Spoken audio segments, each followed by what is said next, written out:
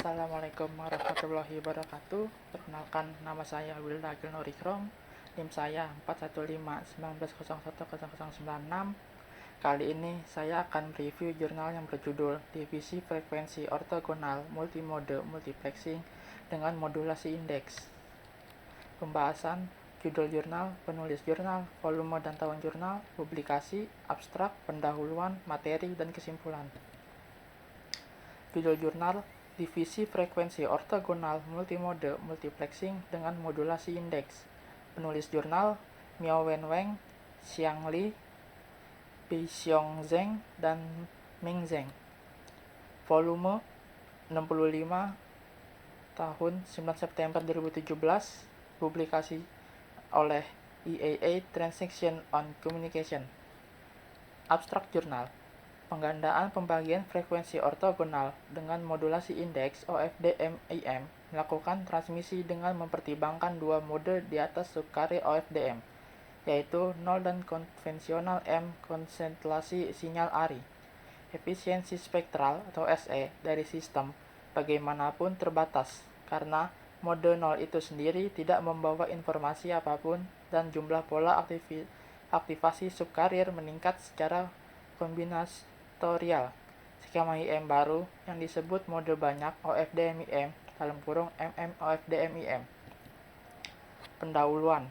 IM mampu melakukan trade-off yang menarik antara spektral efisien atau SE dan efisiensi energi AA dari sistem, menjadikan dirinya kandidat kompetitif untuk generasi kelima 5G, dan seterusnya sistem komunikasi nirkabel IM melakukan domain frekuensi biasanya dilakukan dengan bantuan salah satu dari pembawa frekuensi atau subkarrier divisi multiplexing frekuensi ortogonal OFDM.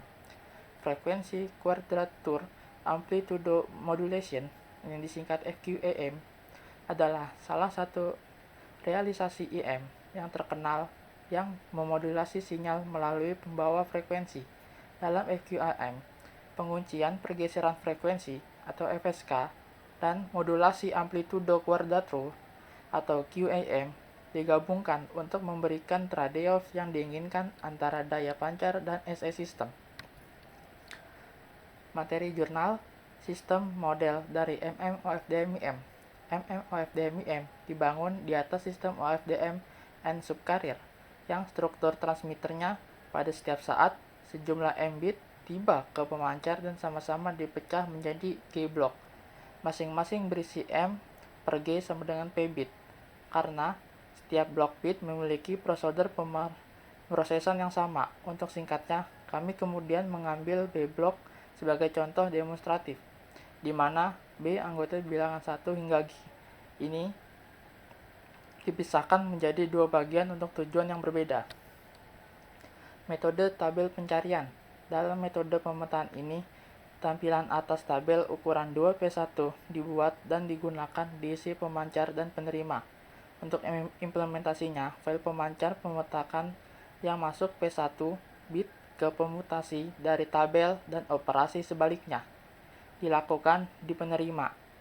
Dan metode pemutasi, metode ini menyediakan metode one-to-one, pemetaan antara bilangan bulat milik 0 sampai min 1, dan pemutasi elemen W dalam urutan leksikografis. Rincian implementasinya disajikan dalam sequelnya. Pertama, diberi bilangan bulat, K anggota bilangan 0 sampai min 1. Strategi pemilihan mode praktis. Batasan phase shift keying atau PSK secara eksplisit konstelasi dasar untuk menghasilkan semua mode dilambangkan dengan X0 bisa menjadi orang biasa M konstelasi PSK yang titik sinyalnya terletak pada lingkaran radius satuan dan memiliki pemisah jarak minimum sebesar M9.2. Untuk memaksimalkan MIRD, sangat mudah untuk melihat bahwa file and mode harus didistribusikan secara seragam dalam lingkaran. Batasan QAM dibatasi pada konsistensi sinyal QAM. Gabungan N mode hanya bisa menjadi MNQAM, serupa dengan batasan PSK, bergantung pada produk dari M dan NH. membandingkan persegi panjang MN kurang QM untuk persegi MN kurang QM dengan MN sama dengan 2. Oleh karena itu, diharapkan bahwa batasan QAM akan berkinerja lebih baik daripada batasan PSK di wilayah SNR, sedang MN lebih dari 4. Ekstensi ke I atau Q dimensi. Dalam MMOFDMIM, transmisi multimode dilakukan melalui cabang I dan Q secara bersamaan. Ini adalah cabang I dan Q dapat dipisahkan untuk mewujudkan independen. Pada bagian ini, transmisi multimode menggunakan jumlah bit IM. Pemilihan mode dari PAM Constellation. Karena diberi batasan daya, konstelasi sinyal satu dimensi yang optimal dalam arti memaksimalkan MED adalah unik untuk pencari yang optimal N mode. Kami akan selalu mendapatkan kombinasi non-reguler MN konstelasi sinyal ARID dibentuk oleh mode yang berbeda. Untuk menghindari masalah ini, dalam subbagian ini kami mengusulkan strategi pemilihan mode praktis berdasarkan format pensinyalan efisien satu dimensi konvensional, yaitu konstelasi PAM. Analisis batas atas BER. Dalam subbagian ini, kami menurunkan batas atas yang ketat untuk BER dari sistem MMOFDMIM, mengasumsikan deteksi ML yang optimal. Analisis untuk sistem MMOFDMIM EQ dapat dilakukan dengan cara yang sama, dan dengan demikian dihilangkan agar lebih singkat. Kesimpulan jurnal, kami telah mengusulkan skema transmisi multimode yang disebut MMOFDMIM IQ berdasarkan kerangka kerja OFDM, tidak seperti skema OFDM dan OFDMIM.